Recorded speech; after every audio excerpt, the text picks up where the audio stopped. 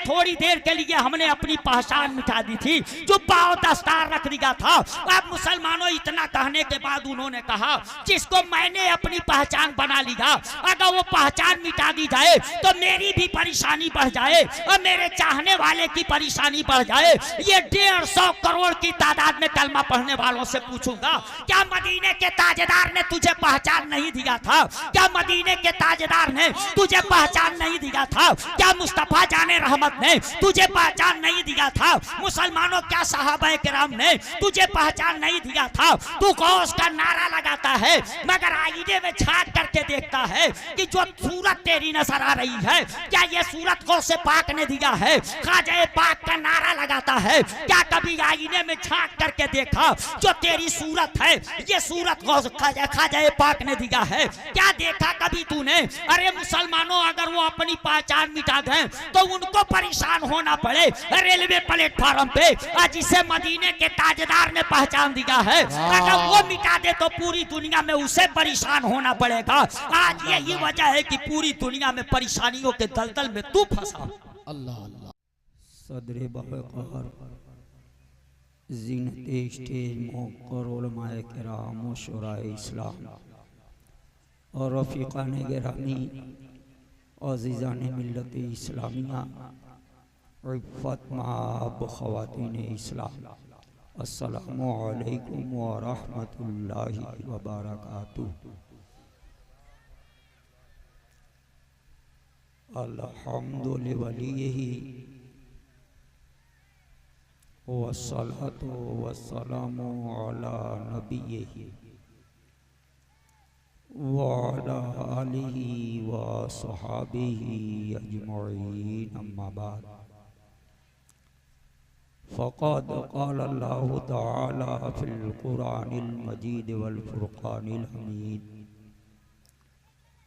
फ़अऊज़ु बिल्लाहि मिनश शैतानिर रजीम, बिस्मिल्लाहिर रहमानिर रहीम। मा आताकुमुर रसूलु फ़ख़ुज़ूहु व मा नहाकुम अन्हु फ़न्तहू। सदक़ल्लाहु मौलानाल अज़ीम व बल्लगना रसूलुहुन नबियुल अमीनुल करीम व नहनु अला ज़ालिका लमिनश शाहिदीन व शाकिरीन वल्हम्दुलिल्लाहि रब्बिल आलमीन। आइए अक़ीदत व मोहब्बत के साथ रसूल पाक साहिबे औलाद सल्लल्लाहु अलैहि वसल्लम की बारगाहे मुअज़्ज़म में दुरूद शरीफ का नजराना बांदाज़े गुलामाना पेश करें और झूम झूम कर बुलंद आवाज़ से दुरूद शरीफ पढ़ें। पढ़िए अल्लाहु रब्बु मुहम्मदिन सल्लल्लाहु अलैहि वसल्लम नहनु इबादु मुहम्मदिन सल्लल्लाहु अलैहि वसल्लम। हज़रात, जिस तारीख की दावत मैंने कबूल की थी उस तारीख में गालिबन अब 15 मिनट और बचे।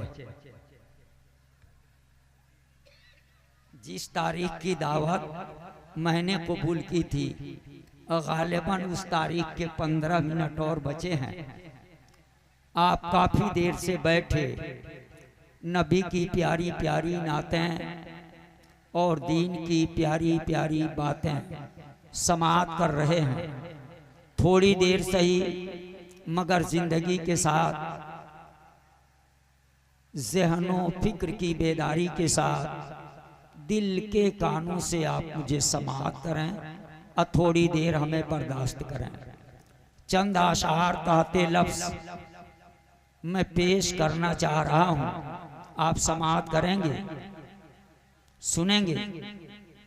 मेरे पास मिसले सरगम मधुर मीठी कोयल जैसी बांसुरी की तरह आवाज़ नहीं, दिलकश अंदाज नहीं, मगर मैं जानता हूँ नात जो पढ़ता है कुछ भी न हो तब भी वो इसलिए पढ़ता है कि जिसकी नात पढ़ता है वहाँ आवाज और अंदाज नहीं देखा जाता, वहाँ तो दिल देखा जाता। जिंदाबाद जिंदाबाद, सुभान अल्लाह सुभान अल्लाह। चंद आशार ताते लफ्ज में पेश कर रहा हूँ, दिल के कानों से समाअत करें। साक़िए कौसर मेरा जब मीरे मैं खाना बना, साक़िए कौसर मेरा जब मीरे मैं खाना बना, तो चांदो सूरज खुम बने, तो चांदो सूरज खुम बने, हर नज्म पैमाना बना। हुस्ने फितरत के हर एक जलवे से बेगाना बना, हुस्ने फितरत के हर एक जलवे से बेगाना बना। दिल बड़ा होशियार था उस दर का दीवाना बना, दिल बड़ा होशियार था उस दर का दीवाना बना। इस बहाने ही से जा पहुंचूं लबे एजाज तक, इस बहाने ही से जा पहुंचूं लबे एजाज तक। या इलाही खाक करके मुझको पैमाना बना, या इलाही खाक करके मुझको पैमाना बना। चाँद की रिफात को छू लेना कहाँ की अक्ल है। अल्लाह अल्लाह। आज दुनिया चाँद पे खिलौना भेज करके कामयाबी का ढिढोरा पीट रही। ये शायर कह रहा है चाँद की रिफात को छू लेना कहाँ की अक्ल है, चाँद की रिफात को छू लेना कहाँ की अक्ल है। अक्ल ये है चाँद को खुद अपना दीवाना बना, चाँद की रिफात को छू लेना कहाँ की अक्ल है। अक्ल ये है चाँद को खुद अपना दीवाना बना। आज भी सूरज पलट सकता है तेरे वास्ते, आज भी सूरज पलट सकता है तेरे वास्ते। दिल को अपने उल्फते अहमद का काशाना बना, दिल को अपने उल्फते अहमद का काशाना बना। मेरे दिल में हुब्बे अहमद के है गुल बूटे खिले, मेरे दिल में हुब्बे अहमद के है गुल बूटे खिले। अब इसे काबा समझवा इसकी बुत खाना बना, अब इसे काबा समझवा इसकी बुत खाना बना। एक मर्तबा झूम कर आप लोग दुरूद शरीफ पढ़ें। अल्लाह रब्बो मोहम्मदिन सल्लल्लाहु अलैहि वसल्लम नहनु इबादो मोहम्मदिन सल्लल्लाहु अलैहि वसल्लम। हसरत मैं अक्सर करके जब इस तरह के अशार पेश करता सामईन को देखता तो मुझको लगता कि मैं गलत जगह पे दुकान खोल लूं जहां इस माल के खरीदार नहीं। बहरहाल अब आप कैसे सुन रहे हैं वो आप जाने, मगर मैं आप तक पहुंचने की हर मुमकिन कोशिश करूंगा। आप लोग जिंदगी के साथ बैठे दिल के कानों से सुने। मैंने कुरान मुकद्दस की जिस आयत मुकद्दसा को आज के लिए सरनामे बयान करार दिया, उसमें रब्बे कायनात ने फरमाया मा आताकुमुर रसूलो फखुज़ू, और रसूल जो तुमको दें तुम उसको ले लो, जो तुमको दें तुम उसे ले लो। ये एक जुमला हो गया। व मा नहाकुम अन्हु फंतहु, और दूसरा जुमला है रसूल पाक जिस चीज से तुमको रोक दें मना कर दें तुम उससे बास आ जाओ। दो जुमले हुए, जो दें उसे ले लो और जिससे मना कर दें उससे बास आ जाओ। बस आयत मुकद्दसा का सीधा साधा तर्जमा आपके सामने रखा। अब आप देखिए इस तरक्की के जमाने में, तरक्की के जमाने में एक से एक गाड़ियां निकल रही, एक से एक मशीनें निकल रही, आए दिन नई नई मशीनें वजूद में आ रही। मगर जिस मशीन को जो बनाता है वो बेहतर जानता है कि इसको ऑपरेट कैसे किया जाएगा। गाड़ी बनाने वाला गाड़ी बनाता है, वो जानता है कि इसमें क्या डाला जाए और कैसे इसका इस्तेमाल किया जाए तो ये गाड़ी सही चलेगी। तो जो मशीन जो बनाता है वो उसके बारे में बेहतर जानता है। गाड़ी बनाने वाला जानता है इसमें क्या डालेंगे, कैसे इसका इस्तेमाल करेंगे तो ये गाड़ी सही रहेगी, ये गाड़ी सही चलेगी। तो मैं कहूँगा रब्बे कायनात ने कायनात को बनाया है और उस कायनात में सबसे कीमती मशीन जो बनाया उस मशीन का नाम इंसान है। रब्बे कायनात ने इंसान से कीमती कोई मशीन नहीं बनाया।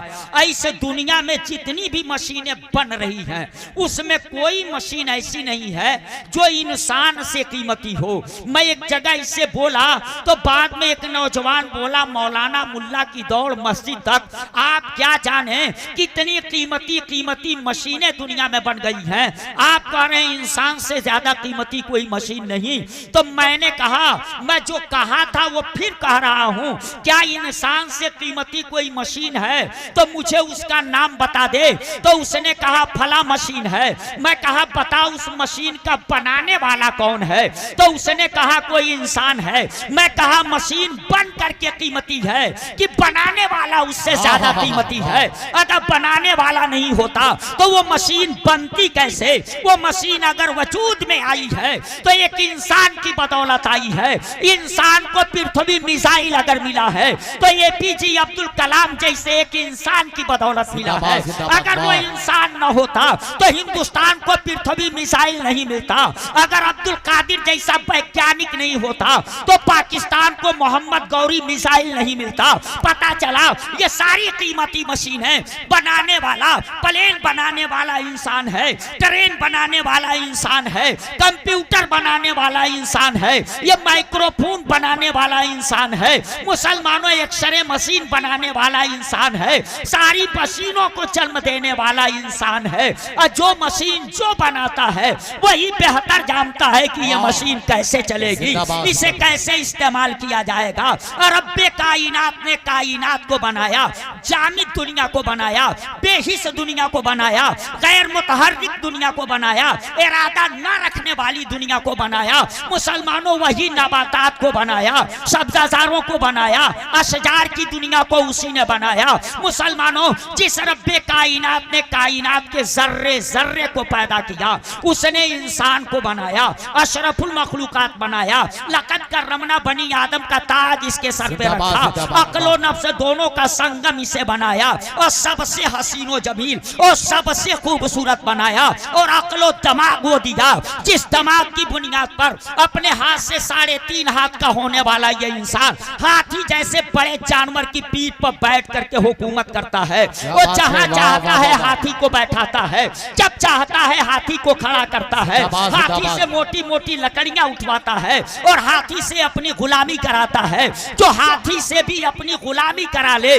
उसे इंसान कहते हैं। जंगल के दरिंदा जानवर शेर को पकड़ करके जो सर्कसों में नाचने पे मजबूर कर दे और बिजली का साथ लगा करके उनको पिंजरे में बंद रखे उसे इंसान कहते हैं। जो भालू जैसे खतरनाक जानवर को पकड़ करके और उसके मुंह को चमोटी से बांध करके भालू को नचा करके अपना झोला भर ले उसे ही इंसान कहते हैं। जो सांप जैसे जहरीले जानवर को झांपे में बंद करके दरवाजे दरवाजे दिखला करके अपनी रोटी का इंतजाम कर ले उसे इंसान कहते हैं। जो बंदर के गले में बहैसियत कलंदर के रस्सी का फंदा डाल करके और उसके हाथे में प्याला पकड़ा करके उससे भीख मंगवा ले मुसलमानों उसे ही इंसान कहते हैं। जो धरती के छाती पे खड़ा होकर के कहा इसके कलेजे में डीजल और पेट्रोल है इसका जो पता लगा ले उसे इंसान कहते हैं। मुसलमानों जो जमीन पे बैठ करके सूरज की शुआओं को गिरफ्तार कर ले उसे इंसान कहते हैं।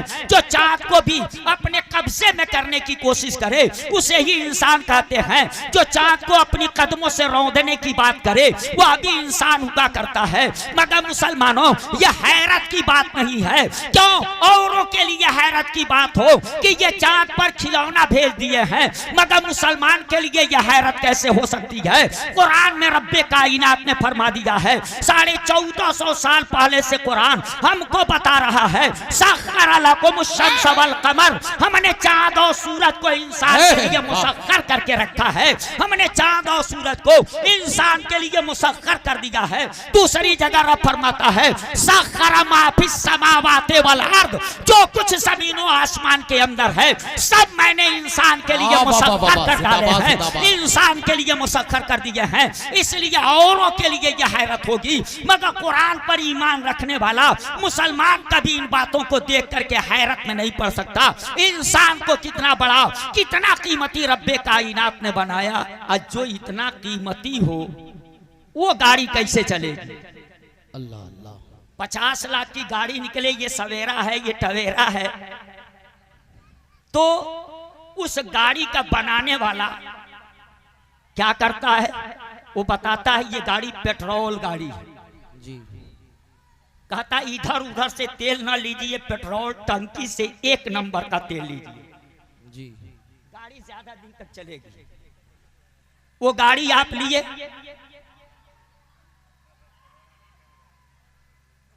वो गाड़ी आप लिए और लेकर के आने वाला आया गाड़ी, और लाने के बाद उसमें डीजल मिट्टी का तेल डालने लगा। बनाने वाला बनाया था, कहा ले जा रहे हो गाड़ी, ले जाओ, इसमें पेट्रोल डालना, 1 नंबर का पेट्रोल डालना, इधर उधर से न डालना। मगर कोई इंसान लाए और उसमें पेट्रोल के बजाय डीजल डालने लगे, मिट्टी का तेल डालने लगे, गाड़ी शान से चलेगी ना? आप बताएं, गाड़ी शान से चलेगी कि नहीं चलेगी? नहीं चलेगी। होगा क्या? घड़घड़ाहट होगी, सरसराहट होगी, इंजन सीज हो जाएगा, उसका पैसा पानी में डूब जाएगा, वो परेशान हो जाएगा। गलती क्या किया? बनाने वाला जो बनाया था वो कहा था पेट्रोल डालना, डाला तो, मगर पेट्रोल ना डाल करके कुछ और डाल दिया, डीजल डाल दिया, मिट्टी का तेल डाल दिया, पानी डाल दिया, घसलेट डाल दिया, वो गाड़ी खराब हो गई। वो परवरदिगारे आलम इंसान को बनाया है, अब बनाने वाला खुदा बना करके ये हुआ कि ये इंसान की गाड़ी कैसे चलेगी? क्या डीजल डाला जाएगा, पेट्रोल डाला जाएगा, घसलेट डाला जाएगा? तो जवाब मिला नहीं नहीं, इसमें डालने के लिए हराम नहीं हलाल चीजों को डालना, पसीने की कमाई। अब इसमें शराब न डालना, इसके अंदर सूद की रकम न डालना। मुसलमानों, पेट्रोल गाड़ी में डीजल डाल दो तो वो गाड़ी खराब हो जाएगी। आजकल के मुसलमानों ने यही नहीं सोचा कि इस गाड़ी के अंदर, इस मशीन के अंदर हमें क्या डालना चाहिए। नतीजा निकला कि हमारी गाड़ी खराब हो गई, और इस तरह से खराब हो गई कि हम कल क्या से क्या कर लिया करते थे, मगर आज छोटा से छोटा भी काम हम नहीं कर पा रहे हैं। क्यों? यह हमारी कमजोरी नहीं है तो और क्या है। मुसलमानों, आज दुनिया परेशान है कि मुसलमान परेशान क्यों हो रहा है, ये जलील क्यों हो रहा है, ये रुस्वा क्यों हो रहा है। कुछ लोगों ने कह दिया हम अकलियत में हैं इसलिए हम तबाह हैं, हम अकलियत में हैं इसलिए हम परेशान हैं, हम अकलियत में हैं इसलिए हमें ठोकरें खानी पड़ रही है। मैंने कहा नादान, ये धोखा है तेरा, अकलियत में होने की वजह से तुझे ये दिन नहीं देखना पड़ रहा है। आज तू कहां अकलियत में है, कभी तूने इसका अंदाजा लगाया? आज इस धरती के छाती के ऊपर अगर दुनिया के अंदर देखा जाए तो मुसलमानों 1-2 लाख की बात नहीं करता, 1000-2000 की बात नहीं, 1,00,000-2 लाख की बात नहीं, 1 करोड़ की बात नहीं, तकरीबन 150 करोड़ की तादाद में इस धरती के छाती पे आज कलमा पढ़ने वाले हैं। मशरिक से लेकर मगरिब तक, शुमाल से लेकर के जुनूब तक तकरीबन 150 करोड़ की तादाद है। अरे 30 करोड़ की तादाद तो सिर्फ अपने वतने अजीज हिंदुस्तान में। जिंदाबाद जिंदाबाद। इस तरह से तकरीबन 150 करोड़ की तादाद आज कलमा पढ़ने वालों की है ना मुसलमानों? क्या इतनी तादाद आज से 25 साल पहले थी? मेरा मकसद अपनी बात समझाना है, आप लोग कुछ उल्टा सीधा कहिए।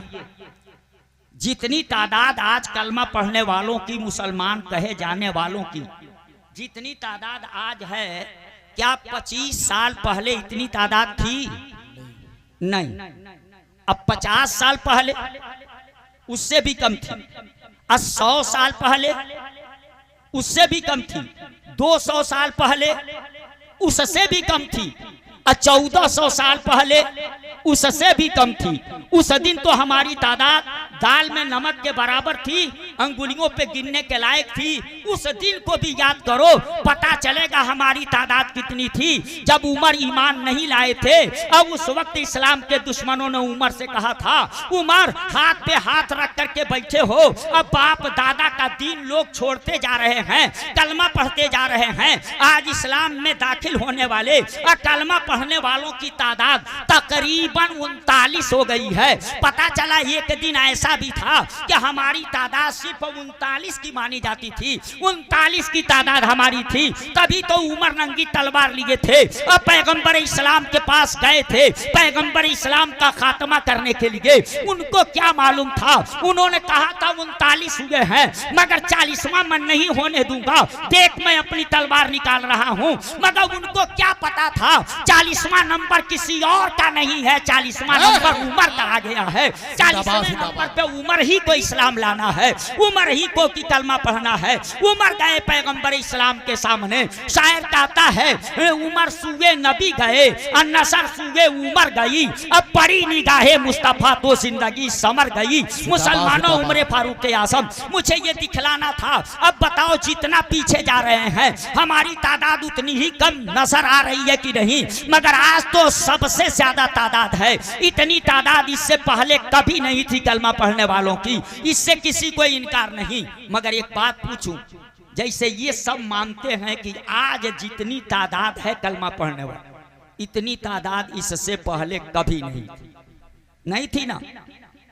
मगर ये बताओ क्या आज जितना मुसलमान जलील है, क्या इतना जलील इससे पहले कभी था? नहीं था ना। क्यों? अक्ल तो कहती है कि जैसे जैसे हम पीछे पलटेंगे तादाद कम थी, तो हमको तो जलील उस दिन होना चाहिए, और रुसवा उस दिन होना चाहिए, नाकाम उस दिन होना चाहिए। अगर कम होने की बुनियाद पे ये दिन देखना पड़ रहा है, तो मुसलमानों जब हम दाल में नमक के बराबर थे उस वक्त हमको जलील होना चाहिए, उस वक्त हमें रुसवा होना चाहिए, उस वक्त हमें ठोकर खाना चाहिए। मगर तारीख के पन्नों में झांक करके देखेंगे, जब तारीख की वरक गर्दानी करेंगे तो पता चलेगा जिस दिन हमारी तादाद कम थी उसी दिन हमने रूम को फतेह किया था, उसी दिन हमने शाम को फतेह किया था, उसी दिन हमने यमन के ऊपर अपनी कामयाबी का झंडा गाड़ा था। और उस दिन हमारी कामयाबी का हाल ये था कि जिधर हम निकलते थे कामयाबियां हमारी कदम बोसी करती नजर आती थी। जिधर निकल जाते थे हम मुल्क पे मुल्क फतेह करते चले जाते थे। मुसलमानों जब तादाद कम थी तब तो हमारे असलाफ मुल्क पे मुल्क फतेह कर रहे थे, और जब आज 150 करोड़ से भी ज्यादा की तादाद हो गई है तो हम मुल्क क्या फतेह करेंगे? अपनी इज्जत नहीं बचा पा रहे हैं, अपनी आबरू नहीं बचा पा रहे हैं, अपना वकार नहीं बचा पा रहे हैं, अपनी दरसगाह नहीं बचा पा रहे हैं, अपनी खानकाह नहीं बचा पा रहे हैं, अपनी इबादतगाह नहीं बचा पा रहे हैं। मैं कहूंगा मुसलमानों अगर बेहिस न हो गए हो तो संजीदगी के साथ इस पे गौर करना। अक्ल तो कहती है कि जब तादाद ज्यादा हो गई तो कामयाब ज्यादा होना चाहिए। अल्लाह अल्लाह। मगर क्या आज कामयाब हैं कामयाब? क्यों? कमी क्या है? बताऊं कमी क्या है? परवरदिगारे आलम ने हमको बनाया, अब बना करके क्या कहा? मा आताकुमुर रसूलो फखुजू, रसूल जो तुमको दें तुम उसे ले लो, जो तुमको दें वो ले लो। वो मां नहाकु मानो फंतहु, और जिस चीज से वो मना कर दें तुम उससे बास आ जाओ। जो पैगंबर इस्लाम ने दिया वो आपने लिया है, आपके पास पैगंबर इस्लाम ने जो दिया वो आपने लिया, वो आपके पास है नहीं है? उसको आपने कहां छोड़ दिया, किससे बदल लिया? और जो आपके पास है ये कहां से आपने लिया? कभी सोचा? आप तो इतना बदल गए कि जैसे हिंदुस्तान छोड़ करके गए गोरे अंग्रेजों को इतना दिन हो गया, मगर ऐसा पेंट चढ़ा के गए कि गए हुए इतना दिन हो गया मगर आज तक उनका चढ़ाया हुआ पेंट हिंदुस्तानियों से नहीं उतरा। वो अपना ऐसा पेंट चढ़ा करके गए। मुसलमानों, मैं तुझसे पूछना चाहता हूँ, तुम्हारे ऊपर ये पेंट किसने चढ़ा दिया है कि मुसलमान कलमा पढ़ता है नबी का, नाम लेता है गौसो ख्वाजा का, मुसलमानों नाम लेता है अहमद रजा का, मगर तुम्हारे ऊपर ये पेंट किसने चढ़ा दिया कि अनजान जगह पे जाकर के खड़ा हो जाओ तो पता नहीं चलता कि ये इस्लाम का मानने वाला मुसलमान है। आखिर ये पेंट किसने चढ़ाया है? ये रंग तेरे ऊपर किसने चढ़ाया है? ये कहां से तूने ले लिया है? ये तरीका तुझको कहां से मिल गया है? पता चला जो मदीने के ताजदार ने दिया था उसको कहीं तूने छोड़ दिया है और गैरों से तूने ये तरीका ले लिया है। और जो मदीने के ताजदार का दिया हुआ वसूल छोड़ दे उसको कहने का हक नहीं है कि हम जलील क्यों हो रहे हैं, हम रुसवा क्यों हो रहे हैं, हम परेशान क्यों हो रहे हैं। आओ आपको बताऊं, शेखुल इस्लाम अल्लामा मदनी मियां साहब का बयान है, उनका कहना है, उनकी जिंदगी को देखो, उनके एक वाक़े से सबक सीखो। अल्लाह कहते अल्लाह। हैं पहली मर्तबा हैदराबाद का एक मैं प्रोग्राम लिया, पहली मर्तबा, वो जिंदगी का पहला चांस था।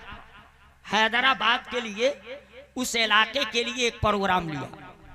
वो प्रोग्राम कहाँ लिया तो कहते हैं एक जलसे में गया था और उस जलसे में मैं तकरीर किया और तकरीर के बाद सलाम दुआ के बाद स्टेज पर बैठ गया। लोग आकर के मिलने लगे, सलाम मुसाफा करने लगे। तो उसमें एक मुल्ला जी आए, वो भी हमसे मिले और स्टेज पे वो भी बैठ गए। थोड़ी देर के बाद जब देखे कि अब कुछ फुर्सत हुई तो उन्होंने कहा, हजरत मैं आप ही के पास आया। कहा बात क्या है? तो कहा मुल्ला जी ने कि हजरत हमको भी एक तारीख दे दीजिए, हमारा इलाका बहुत बिगड़ा हुआ है, हम इस्लाह मुआशरा कॉन्फ्रेंस करना चाहते हैं, एक तारीख दे दीजिए। कहा कब? कहा हजरत अगले महीने में, आपके ऊपर है, जो तारीख आपकी खाली हो वही दे दीजिए, उसी तारीख में मैं जलसा कर लूंगा। मैं तारीख इसलिए नहीं तय किया कि मैं तय कर दूं, पता नहीं आप उस तारीख में खाली रहेंगे कि नहीं, तो आपके ऊपर है, जो तारीख आपकी खाली हो दे दीजिए। अल्लामा साहब का बयान है कि मैं तारीख दे दिया और जब नोट करने लगा तो उन्होंने कहा, हजरत आप नोट कर लीजिए, आप आएंगे कहाँ से? तो घर से। कहा आप फला ट्रेन पकड़ेंगे और उस ट्रेन को पकड़ करके, वो सुपर फास्ट ट्रेन है, उसको पकड़ेंगे, आप फला स्टेशन आएंगे और वहां उतर करके आपको एक लोकल ट्रेन पकड़नी होगी पैसेंजर, और उससे 3 स्टेशन और आगे जाना होगा। इतना कहने के बाद मुल्ला जी ने कहा, जहां आप उस सुपर फास्ट ट्रेन से उतरेंगे और जहां से लोकल ट्रेन पकड़नी है वहां मैं पहुंचा रहूंगा, और अगर वहां किसी वजह से नहीं पहुंच सका तो इस स्टेशन पे तो मैं रहूंगा जहां लोकल ट्रेन से आपको उतरना है। बस इतना आप नोट कर लीजिए। उनका बयान है कि मैं इसे नोट कर लिया और नोट करने के बाद चला आया। जब वो तारीख आई तो मैं टाइम देखा और जल्दी स्टेशन पे हमको पहुंचना था, वरना डर था मैं रह जाऊंगा, गाड़ी चली जाएगी। तो जल्दबाजी में मैं स्टेशन गया, ट्रेन पकड़ा, चला गया। जिस स्टेशन पर उतरने को कहा था उन्होंने, उस स्टेशन पे उतर करके मैं चारों तरफ नजर दौड़ाने लगा कि मुल्ला जी कहे थे कि मैं वहां कोशिश करके पहुंचूंगा। चारों तरफ नजर दौड़ाया मगर मैं कहीं मुल्ला जी को देखा नहीं, और सामने वो लोकल ट्रेन लगी हुई थी जो पकड़ करके हमको 3 स्टेशन और जाना था। तो मैं सोचा कि मैं मुल्ला जी को देखता रहूं और ये ट्रेन निकल जाएगी तो यहीं फंस जाऊंगा। अब मुल्ला जी कहीं नजर नहीं आ रहे, तो मैं उस ट्रेन को पकड़ लिया। 3 स्टेशन आगे जाकर के जिस स्टेशन पे हमको उतरना था उससे उतर गया, और उतर करके खड़ा होकर के सोचा यहाँ तो आए ही होंगे, यहाँ से करीब ही में कहीं जलता है। खड़ा होकर के इंतजार करता रहा, अब कोई आएगा हमको लेने के लिए, अब कोई आएगा। गाड़ी रुकी, लोग उतरे, गाड़ी चली गई, लोग चले गए, मगर हमसे कोई मिलने वाला नहीं आया। तो मैं सोचा यार लंबा चौड़ा प्लेटफार्म है, मैं एक किनारे खड़ा हूँ, कहीं मुझको लेने जो आया हो वो दूसरे किनारे पे हो, इसलिए न वो मुझको पाए न मैं उसको पाऊँ, वो भी परेशान रहेगा, मैं भी परेशान रहूँगा। इसलिए चलो मैं ही एक चक्कर लगाता हूँ पूरे प्लेटफार्म का कि अगर कोई आया होगा तो वो मुझको देख लेगा, उसकी भी परेशानी दूर हो जाएगी, मेरी भी परेशानी दूर हो जाएगी और हम दोनों मिलेंगे, चले जाएंगे जैसे गाह में। इस इरादे से मैं प्लेटफार्म पे एक चक्कर पूरब से पश्चिम गया और फिर एक चक्कर पश्चिम से पूरब आया, मगर 2 चक्कर लगाने के बाद भी हमसे कोई नहीं मिला। मैं सोचा यार कोई नहीं मिला, हो सकता है कोई आया हो, मगर जेब में इतने पैसे न हो कि प्लेटफार्म टिकट लेके वो अंदर आ सके, हो सकता है कि वो बाहर खड़ा हो। चलो अब बाहर निकलते हैं। अंदर तो प्लेटफार्म पे कोई नहीं हमको मिला। जब मैं बाहर निकलने लगा गेट से, तो गेट पे एक नौजवान खड़ा था, उसने मुझको देख करके कहा मौलाना साहब जरा ठहर जाइए। मैं पूछा क्या बात? तो उसने कहा आप बात ना पूछिए, क्या बात ये बताइए, आप कहीं के मौलाना हैं ना? वेशभूषा से लग रहा है कि आप कहीं के मौलाना हैं, कुर्ता पैजामा टोपी दाढ़ी ये सब कुछ चीजें बता रही हैं कि आप कहीं के मौलाना। कहा हाँ मौलाना तो हूं मैं। कहा आप मौलाना है तो ये ना पूछिए कि क्या बात। वो गाड़ी लेके आया हूं, चलिए उस गाड़ी में बैठिए, करम फरमाइए, हमारे साथ चल चलिए। पूछा अल्लामा मदनी मियां ने उस नौजवान से बात क्या है वो तो बताओ। कहा क्या बात बताऊं? आज हमारे वहां बहुत बड़ा जलसा है, इस्लाहे मुआशरा कॉन्फ्रेंस है, बहुत लंबा चौड़ा पोस्टर हम लोगों ने निकाला है, पूरे इलाके में प्रचार हम लोगों ने किया है। तारीख कछौछा के अल्लामा मदनी मियां दिए थे, इसी ट्रेन से वो आने वाले थे, मैं उन्हीं को ले जाने के लिए गाड़ी लेकर के आया। मगर ये तो मौलाना लोगों का काम है, तारीख भी दे लेते हैं, वादा भी कर लेते हैं, मगर आते नहीं है टाइम पर। अब हमारी नाक तो कट गई, इलाके के लोग कहेंगे झूठ में नाम दिया था, झूठ में उनका प्रचार किया था, इसलिए अब इलाके में तो हम वो दिखाने के लायक नहीं रहे, वो तो नहीं आए, मगर आप वेशभूषा से मौलाना लग रहे हैं, चलिए गाड़ी में बैठिए। जब मौलाना है तो आप भी अल्लाह रसूल की बात करेंगे। यह और बात है कि अल्लामा मदनी मियां की तरह नहीं करेंगे, उनके अंदाज में नहीं करेंगे, मगर करेंगे तो दीन ही की बात, करेंगे तो अल्लाह रसूल की बात। इसलिए चलिए गाड़ी में बैठिए, चलिए किसी तरह आज का जलसा हमारा हो जाए, वहां कुछ तकरीर कर दीजिए, कुछ दिन की बातें कह दीजिए। अब कल न उनकी खबर ली जाएगी, जब आना नहीं था तो फिर वादा क्यों किया, तारीख क्यों दे दी? जब वो नौजवान इतना बोल लिया तब अल्लामा मदनी मियां ने कहा अच्छा आप खामोश हो जाओ, जिस मदनी के ऊपर तू बरस रहा है वही मदनी तेरे सामने खड़ा। जिंदाबाद।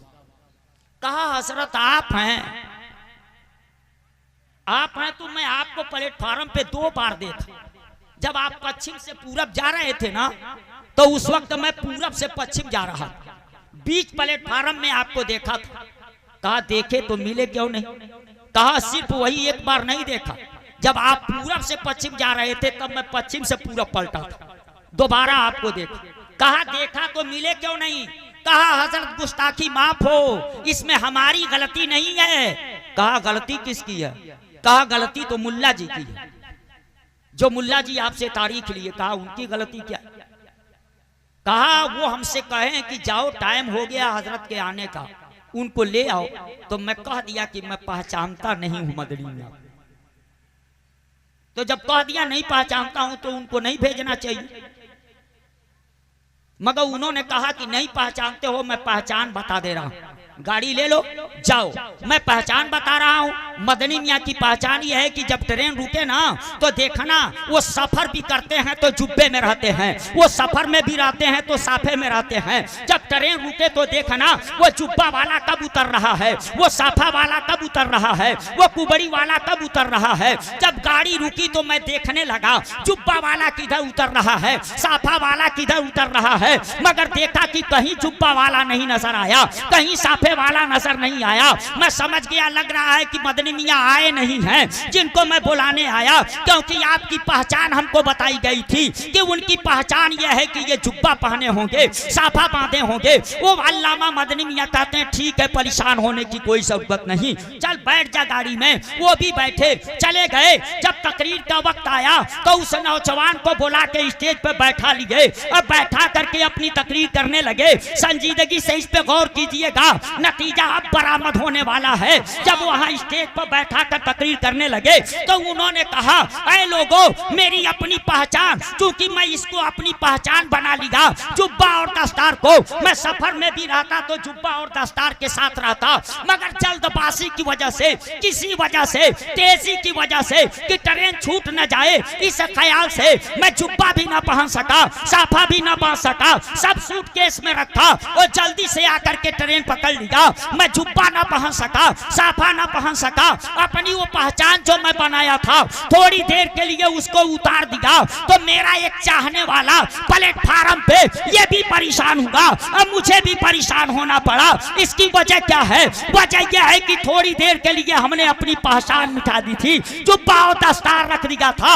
अब मुसलमानों, इतना कहने के बाद उन्होंने कहा, जिसको मैंने अपनी पहचान बना लिया, अगर वो पहचान मिटा दी जाए तो मेरी भी परेशानी बढ़ जाए और मेरे चाहने वाले की परेशानी बढ़ जाए। ये 150 करोड़ की तादाद में कलमा पढ़ने वालों से पूछूंगा, क्या मदीने के ताजदार ने तुझे पहचान नहीं दिया था? क्या मदीने के ताजदार ने तुझे पहचान नहीं दिया था? क्या मुस्तफा जाने रहमत ने तुझे पहचान नहीं दिया था? मुसलमानों, क्या सहाबा किराम ने तुझे पहचान नहीं दिया था? तू गौस का नारा लगाता है मगर आईने में झांक करके देखता है कि जो सूरत तेरी नजर आ रही है, क्या ये सूरत गौसे पाक ने दिया है? ख्वाजा पाक का नारा लगाता है, क्या कभी आईने में झांक करके देखा जो तेरी सूरत है, ये सूरत गौस ख्वाजा पाक ने दिया है? क्या देखा कभी तूने? अरे मुसलमानों, अगर वो अपनी पहचान मिटा दें तो उनको परेशान होना पड़े रेलवे प्लेटफार्म पे, जिसे मदीने के ताजदार ने पहचान दिया है, अगर वो मिटा दे तो पूरी दुनिया में उसे परेशान होना पड़ेगा।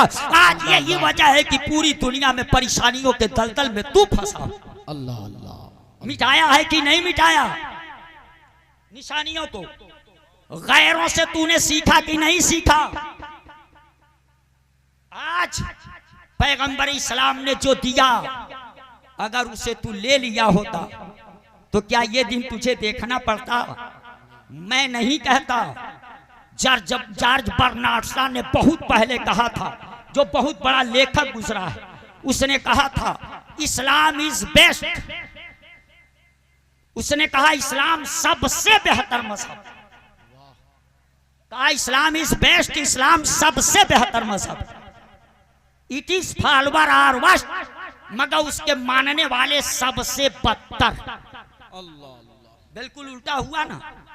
इस्लाम बेहतर है मगर इस्लाम का मानने वाला बुरा है। ये किसने कहा? जॉर्ज बर्नार्ड शॉ ने कहा इस्लाम बेहतर है मगर मानने वाला बुरा है। आलम तसव्वुर में मैंने पकड़ा उसको और उससे पूछा, जब तू कह रहा है इस्लाम सबसे बेहतर मजहब है तो फिर इस्लाम का मानने वाला बुरा कैसे हो गया? तो उसने कहा, पूछ मुझसे मैं क्यों कहा इस्लाम सबसे बेहतर मजहब है। जब मैंने इस्लाम का मुताला किया तो पता चला इस्लाम ही वो मजहब है जहाँ जूता पहनने का ढंग बताया जाता है और जूता उतारने का ढंग बताया जाता है, कपड़ा पहनने का ढंग बताया जाता है, कपड़ा उतारने का ढंग बताया जाता है। इस्लाम ही वो मजहब है जहाँ इस्तिंजा खाने में जाने का ढंग बताया जाता है और इस्तिंजा खाने से बाहर आने का ढंग बताया जाता है। इस्लाम ही वो मजहब है जहाँ मस्जिद में जाने का ढंग बताया जाता है और मस्जिद से बाहर आने का ढंग बताया जाता है। इस्लाम ही वो मजहब है जो अपने मानने वालों को बताता है अगर जूता पहनना है तो पहले दाहिने पैर का पहनना, तब बाएं पैर का पहनना, अगर उतारना है तो पहले बाएं पैर का उतारना, तब दाहिने पैर का उतारना। अगर इस्तिंजा खाने में जा रहे हो तो पहले बायां पांव अंदर रखना और जब निकल रहे हो तो पहले दाहिना पांव बाहर निकालना।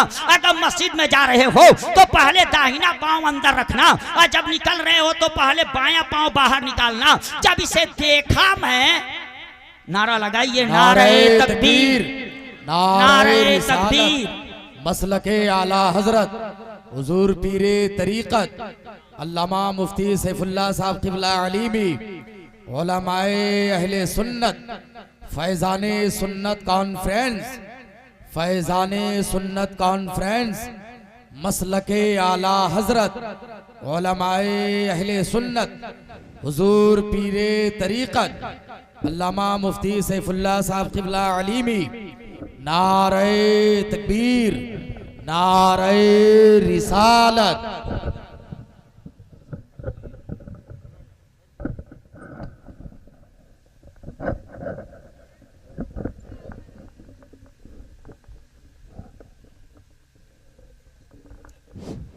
देखिए हजरत तशरीफ लाए, बस ज़ियारत करते रहिए। ये गोल्डन चांस, ये सुनहरा मौका जिंदगी में कभी कभी आता है, आप इसका फायदा उठा लें। थोड़ी देर मैं कह रहा था, जॉर्ज बर्नार्ड ने कहा इस्लाम इज बेस्ट, इस्लाम सबसे बेहतर मजहब है। मैं पूछा इस्लाम को बेहतर क्यों कहा, तो उसने कहा जब मैंने देखा तो इस्लाम वो मजहब मिला जो खाने का ढंग बताता, पीने का ढंग बताता, पहनने का ढंग बताता, जिंदगी गुजारने का ढंग बताता। जैसे ही इसे देखा तो मैं बेसाख्ता पुकार उठा, इस्लाम इज बेस्ट, इस्लाम सबसे बेहतर मजहब है। मगर मैं पूछा पलट करके, तो इस्लाम के मानने वाले सबसे बुरे क्यों तुझको नजर आने लगे? कहा इसलिए बुरे नजर आने लगे कि ऐसे मजहब के मानने वाले जहां जूता पहनने और उतारने का ढंग बताया गया हो, उस मजहब के मानने वाले यहूदियों से तरीका लेने लगे, ईसाइयों से तरीका लेने लगे और इस्लाम का बेहतर तरीका छोड़ने लगे। और छोड़ा है हमने, तभी तो कहा है किसी कहने वाले ने, शोर है हो गए दुनिया से मुसलमान आबूद, शोर है हो गए दुनिया से मुसलमान आबूद। हम ये कहते हैं कि थे भी कहीं मुस्लिम मौजूद, और तुम हो सूरत में नसारा तो तमद्दुन में हुनूद, तुम हो सूरत में नसारा तो तमद्दुन में हुनूद। ये मुसलमान है जिन्हें देख के शर्माए यहूद। यूं तो तुम सैयद भी हो, मिर्जा भी हो, अफगान भी हो, और तू सब कुछ सही बताओ मुसलमान भी हो। जरा आईने में झांक करके देखो, वो आपको बुरा क्यों कहा और इस्लाम को अच्छा क्यों कहा। अपने दूसरे वर्ड में कहा था, I like the Islam but hate the Muslim. उसने कहा मैं इस्लाम से मोहब्बत करता हूँ मगर मुसलमानों से नफरत करता हूँ। इस्लाम से मोहब्बत क्यों करता हूँ? इसलिए कि इस्लाम अच्छा मजहब है, इस्लाम माँ का मकाम समझाता है, इस्लाम बाप का मकाम समझाता है, इस्लाम कमजोरों पे रहम करने को सिखाता है, इंसान छोटों पे दस्ते शफकत फेरने को सिखाता है, इस्लाम जिंदगी के सारे वसूल और ज़ाब्ता बताता है। इसलिए मैं कहा आई लाइक द इस्लाम, मैं इस्लाम से मोहब्बत करता हूँ, मैं इस्लाम को लाइक करता हूँ। मगर जब देखा इस्लाम के मानने वालों को कि इस्लाम के मानने वाले वैसे मजहब के मानने वाले हो करके और इस्लाम से न सीख करके दूसरों से सीखने लगे, तो मैं कहा I like the Islam but hate the Muslim. मैं इस्लाम से तो मोहब्बत करता मगर मुसलमानों से नफरत करता हूँ, मुसलमानों से नफरत करता हूँ। प्याला सोने का हो बड़ा कीमती कहा जाएगा, मगर सोने के प्याले में अगर शराब रख दो तो वो जायज नहीं होगी। इस्लाम अच्छा है मगर इस्लाम का मानने वाला इस्लाम के मानने का दावा करके और दूसरों का तरीका अपना लिया और दूसरों का पेंट इसके ऊपर ऐसा चढ़ गया कि लाख तकरीरें हो रही हैं मगर वो पेंट उतरने का नाम नहीं ले रहा है। और आज भी इस्लाम के दुश्मन किसी तरह से साजिश के शिकार बनाते हैं हमको और उनकी जाल में हम फंसते चले जाते हैं। आज भी उनका तरीका लेते चले जाते। अभी मैं 2 साल से एक नई चीज देख रहा, आप भी कहीं कहीं देखे होंगे, धीरे धीरे वो चीज जोर पकड़ रही। लोगों के वहां जब शादी हो ना, अभी हफ्ता 10 दिन पहले एक प्रोग्राम में गया था, जो लड़का लेके गया था वो गिना, मैं नहीं गिना, मगर वो बताया कि मैं गिना हूं। तो घर में तो नहीं जानता, मगर जो बच्चे मर्द जवान बूढ़े इनको गिना तो 14 आदमी थे जो बिल्कुल हल्दी के रंग का कपड़ा एक ही में के सब पहने थे। आखिर ये कहां से आया? अभी तो आज इक्का दुक्का लोग उसको अपना रहे हैं, देखते देखते ये कल ये कि इनका रस्म बन जाएगा, इनका रिवाज बन जाएगा और सब लोग उसे अपनाने लगेंगे। मैं सोचने लगा ये भी किसी साजिश के हम शिकार तो नहीं हो रहे हैं, किसी के साजिश के शिकार तो नहीं हो रहे हैं, और ये गलत तरीका तो हमारे वहां नहीं आ रहा है, ये किसी बहाने हमारे ऊपर अपना पेंट तो चढ़ाने की कोशिश नहीं की जा रही है। तो मुसलमानों ये किससे लिए? और रब ने फरमाया मा आता को मुर रसूलो फखुसू हो, और रसूल जो तुमको दे तुम उसे ले लो। पता चला मदीने के ताजदार इस दुनिया में देने ही के लिए आए, वरना उनको लिबास बशरी की क्या जरूरत थी। मेरे आका तो फरमाते हैं मैं उस वक्त नबी था जब आदम अलैहिस्सलाम अबुल बशर अभी मिट्टी और पानी के दरमियान थे। मुसलमानों आदम अलैहिस्सलाम से पहले जो नबी था वो लिबास बशरी में क्यों आया? सिर्फ इसलिए लिबास बशरी में आया, वो लिबास बशरी का मोहताज नहीं था, लिबास बशरी के तो हम मोहताज थे। अगर आका लिबास बशरी में नहीं आते तो हमें चलने का ढंग कहां से आता, हमें खाने का ढंग कहां से आता, हमें पीने का ढंग कहां से आता, हमें तिजारत का तरीका कहां से आता, हमें लेन देन करने का तरीका कहां से आता। आका आकर के शादी नहीं किए होते तो शादी का वसूल कहां से मिलता, बच्चे की परवरिश नहीं किए होते तो बच्चों की परवरिश का वसूल और ज़ाब्ता हमको कहां से मिलता। इसलिए मुसलमानों जो आदम से पहले नबी था, मुसलमानों वो बाद में आया है तो लिबास बशरी में आया है, ताकि हमारी नजर देख सके, वो लिबास को देख सके, और देख करके हम उनका खाना देखे खाने का ढंग आ जाए, पीना देखे पीने का ढंग आ जाए। मेरे आका शऊरे जिंदगी देने के लिए आए, मेरे आका आईने बंदगी देने के लिए आए, जो पैगंबर के दिए हुए तरीके से हट करके नमाज पढ़े। अगर वो बंदगी नहीं है तो जो पैगंबर के तरीके से हट करके जिंदगी गुजारे तो वो जिंदगी नहीं है, वो जिंदगी नहीं है। मेरे आका ने फरमाया निकाह मेरी सुन्नत है, और जो मेरी सुन्नत से रूगर्दानी कर दे फलाइसा मिन्नी, वो मेरी समाज का आदमी नहीं है, वो मेरी सोसाइटी का आदमी नहीं है। अगर एक सुन्नत को छोड़ दे तो वो आका की सोसाइटी का ना रह जाए। यहाँ तो आका की सारी सुन्नतें छोड़ते चले जा रहे हो, न तेरी सूरत इस्लामी नजर आ रही है, न तेरी सीरत इस्लामी नजर आ रही है, न तेरा किरदार इस्लामी नजर आ रहा है, न तेरे अफाल इस्लामी नजर आ रहे हैं, न तेरे शब रोज इस्लामी नजर आ रहे हैं, न तेरा माहौल इस्लामी नजर आ रहा है। मुसलमान दूसरा सोच ले, जब गौर करेगा तो पता चलेगा। अगर तुझको ये दिन देखना पड़ रहा है, दुनिया तो हमारी तादाद सही मानों में हमको ना मालूम हो, इसके लिए आपको मुगालते में डाला जाता है। एक अखबार कहेगा ना इनकी तादाद 20 करोड़ है, दूसरा कहेगा 23 करोड़, तीसरा कहेगा 25 करोड़। ये तीनों में कोई सही नहीं। जहां हम 30 करोड़ हैं वहां 20 करोड़ से शुरू हो 25 करोड़ तक, ताकि वो सोचते हैं कि इनको पता न चलने पाए कि हमारी सही तादाद यहाँ कितनी है। मुसलमानों हमको मुगालते में डाला जाता है और आज हमारी एक एक निशानी को मिटाने की कोशिश की जाती है। मैं कहता हूँ मिटाने वालों को मिटाने दो, सिर्फ पैगंबर इस्लाम ने जो तुझको दिया है वही सूरत बना ले, वही सीरत बना ले, वही किरदार अपना ले। तू मज़हब की पहचान खुद ही बन जाएगा। जिधर तू जाएगा कोई मार्केट ऐसा नहीं दिखाई देगा जहाँ तेरी अच्छी तादाद नजर न आए। मुसलमानों तू रह करके भी गायब रहता है, पता नहीं चलता कि यहाँ कै परसेंट तू है। इसलिए मैं कहूंगा मुसलमानों होश की दुनिया में आओ, पैगंबर ने जो दिया तुझको उसे ले लो। और दूसरा जुमला मां नहा को मनहो फंतहु, जिस चीज से तुमको मना किया तुम उससे पास आ जाओ। हमारी कौम कहती है कि हम गरीब हैं। अरे तू गरीब है कि गरीबी को तूने खरीदने का काम किया है? तू कैसे गरीब रह सकता है? मैं कहूंगा मुसलमानों 30 करोड़ की तादाद अगर मुसलमानों की है और 30 करोड़ में सिर्फ ये देख लो 15 करोड़ लोग अगर सिर्फ इस लायक हो कि वो फितरा अदा करे, तो एक आदमी का फितरा 50 रुपया अगर निकल रहा था, 60 रुपया निकल रहा था, तो मुसलमानों 15 करोड़ में 60 से सरफ करके देखो, आप अरबों अरबों रुपया सिर्फ आप फितरा निकाले हो, अरबों रुपया फितरा निकाले हो। आज मदरसों पे लोगों की तिरछी नजर पड़ी है। मैं कहता हूँ मुसलमानों पटरौना शुगर फैक्ट्री इसलिए बंद हो सकती है कि सरकारी फंड रोक दिया गया, इसलिए वो फैक्ट्री बंद हो जाए, बड़ी बड़े कारखाने बंद हो गए, लाल बत्तियां जल गई, ताले लटक गए। मगर मैं कहूंगा मुसलमानों, मदरसों को तिरछी नजर से देखने वालों, ये मदरसे वो कारखाने हैं जो कभी बंद नहीं हो सकते, ये मदरसे कभी बंद नहीं हो सकते, क्योंकि इसी किसी के बाप की फैक्ट्री नहीं है, ये रसूल पाक की फैक्ट्री है। नारे रिसालत, मसलके आला हजरत, फैजाने हुजूर हाफिजे मिल्लत, नारे तकबीर, सुभान अल्लाह सुभान। ये जिसकी फैक्ट्री है, ये जिसका कारखाना है, उसने फंड पास कर दिया है। अब पूछोगे कौन सा फंड पास किया है, मैं कहूंगा सालिमो तुम सारे फंड रोक सकते हो, मगर मदीने के ताजदार ने जो फंड पास किया है वो तुम्हारी हिम्मत नहीं कि रोक दो। फितरे वाला फंड मदीने के ताजदार की शरीयत ने पास किया है। और सिर्फ फितरा नहीं, हमसे कहा गया माल का गल्ला पैदा हो 10वां निकालो, गल्ला पैदा हो 20वां निकालो, माल बच रहा है साल गुजरने के बाद 40वां निकालो,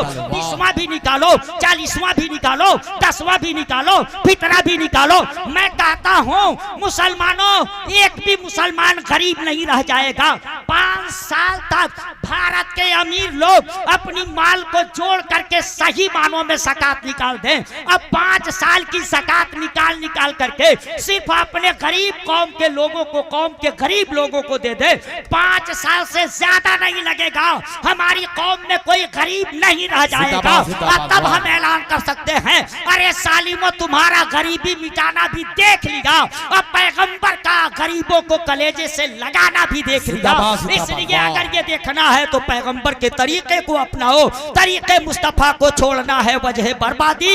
इसी से कौम दुनिया में हुई बेइक़्तिदार अपनी, हमें लाजिम है शाहंशाहे बता की रसा जोही, वो अपने हो गए तो रहमते परवरदिगार अपनी, वो अपने हो गए तो रहमते परवरदिगार अपनी। इसलिए मैं कहूंगा मुसलमानों, होश की दुनिया में आओ, अब फैसला कर लो, फैसला कर लो, मदरसे चलेंगे। ये कारखाना है, दुनिया के कारखाने लोहे का माल निकालते, पीतल का माल निकालते, मगर ये वो कारखाना है जहां बिगड़ा हुआ इंसान सवारा गया। जिंदाबाद जिंदाबाद, सुभान अल्लाह। कुरान बनाए जाते, सुभान अल्लाह सुभान अल्लाह। आलिमे दीन बनाए जाते। ऐ जालिम कहते हैं, गरीबी मिटाने के नारा लगाने वालों से कहो, ये सिर्फ नारा लगाने से काम नहीं चलेगा। तुम्हारा नारा तो खूब लगा, मगर एक गरीब बाप के बेटे को साक्षरता अभियान चलाने वालों, तालीम बालिगा की स्कीम चलाने वालों, क्या ऐसे गरीब बाप के बेटे को, जो बाप गरीबी की बुनियाद पे अपने बेटे को कपड़ा ना दे पाता हो, अपने बेटे को कॉपी ना दे पाता हो, अपने बेटे को एडमिशन फीस ना दे पाता हो, क्या ऐसे गरीब बाप के बेटे को पढ़ा के तूने डॉक्टर बनाया, इंजीनियर बनाया? नहीं कबूल कर सकते चैलेंज को। मगर ऐसे गरीब बाप के बेटे जब दुनियादारों के दरवाजे बंद हो जाते हैं तो ऐसे मदरसे में आते हैं, और जब मदरसे में आते हैं तो उस वक्त मदरसे के मौलाना कहते हैं, अरे दुनियादारों के दरवाजे गरीबों के लिए बंद हो सकते हैं, मगर न मदीने के ताजदार का दरवाजा कल गरीबों के लिए बंद हुआ था, आज गरीबों के लिए बंद है, आज भी खुला है। ऐसे गरीब बाप के बेटे को मदरसे में लिया जाता है, वो मदरसा जो रसूलुल्लाह का घर है, उस मदरसे में गरीब बाप के बेटे को लिया जाता है। जो बाप अपने बेटे के बीमार पड़ने पे इलाज न करा पाता हो, ऐसे गरीब बाप के बेटे को मदरसे वाले लेते हैं, बीमार पड़ता है तो इलाज भी कराते हैं, जरूरत पड़ती है तो कपड़ा भी पहनाते हैं, जरूरत पड़ती है तो कॉपी भी देते हैं, किताब भी देते हैं। अब पढ़ा करके उनको आलिम दीन बनाते, हाफिज़े कुरान बनाते। अब दुनिया कहेगी कि तुम पढ़ा के क्या करोगे, तो मैं कहूंगा हम तो पढ़ा करके वो बनाते हैं कि जब मस्जिद में जाके मुसल्ला इमामत पे खड़ा होता है तो वक्त का डॉक्टर भी उसी के पीछे हाथ बांध के खड़ा होता है, वक्त का इंजीनियर भी उसी के पीछे हाथ बांध करके खड़ा होता है, वक्त का प्रोफेसर भी उसी के पीछे हाथ बांध करके खड़ा होता है, और वक्त का लीडर भी उसी के पीछे हाथ बांध करके खड़ा होता है। इस लायक किसने बनाया है? तो किसी और कारखाने ने नहीं, रसूलुल्लाह के कारखाने ने बनाया है, मदरसों ने बनाया है। इसलिए मुसलमानों, इन मदरसों को चलाते रहो, अपने बच्चों को दीनी तालीम देते रहो, इसी में हमारी आपकी भलाई है। खूब की सैरे चमन फूल चुने शाद रहे, बागबां जाता हूँ मैं, गुलशन तेरा आबाद रहे। वमा अलैना इल्लल बलाग, अस्तगफिरुल्लाह रब्बी मिन कुल्li ज़ंबिन व अतूबु अलैहि। अस्सलाम।